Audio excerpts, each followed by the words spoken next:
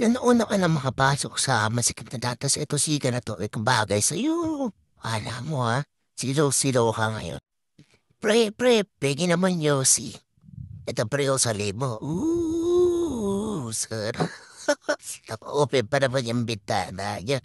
Pasok na pasok yung usok talaga. Smoke talaga. Pre, yung order mo sa sakyan, parating na. Hintayin mo na lang, nakasabay ko sa NLEX, papunta na daw dyan. Hintayin mo na lang dideliver na nila. Kasya pa naman oh. Walang pangayan dapat apaw na apaw Tsaka, hindi pa naman nakalower yung sasakyan, maangat pa yung mga isang daliri O, di ba, mga dalawang daliri pa nga Kayang-kaya pa yan. Kahit sakyan pa to na 5 tao, kayang-kaya. Ahon, mga hams, kayang-kaya yan. Yun, nalibog-libog pa sa ilalim Mga kandar. Ako lang tignan niyo to, ang galing Nagmumunok.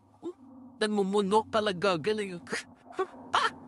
Pag-init din ako, magmumunok ulit yan. Moonwalk. Pagkilit talaga siya to problema yan.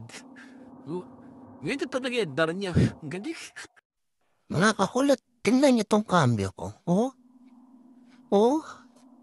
Ayaw niya nang tumayo.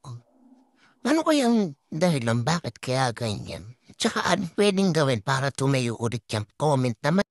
Mga kakulat, tingnan niyo tong cambio ko. Ayaw niya nang tumayo.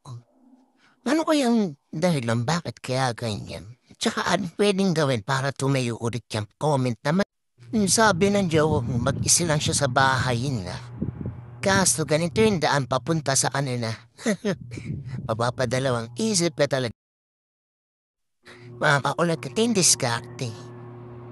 Ba't nakakotse ka, diba? Naka-aircon. Ito na ang motor, daig mo pa naka-aircon. Parang ka na sa Antarctica na yan. Sobrang lamig ko. Aras ni Kuya. Biyay siya na malamig. Di mainit. Hindi iinit ulo neto. Sobrang lamig yan, Muulan-ulan pa sa kanya. Kanya-kanyang discard. Lagyan pag mainit. Nasa na kaya kung gagawin mo, hindi. Pero pit na pit yan sa inyo, mga rider sa labas. Gawin niyo to, promise. Hindi kayo may heat stroke. Lamig niya, no? Dati sinasabing diskarte bang may checkpoint. Hindi na po siyang tulak-tulak ng motor. Tapos sabihin sira yung motor. Ito naka-helmet po. O, diba? Lusot na lusot.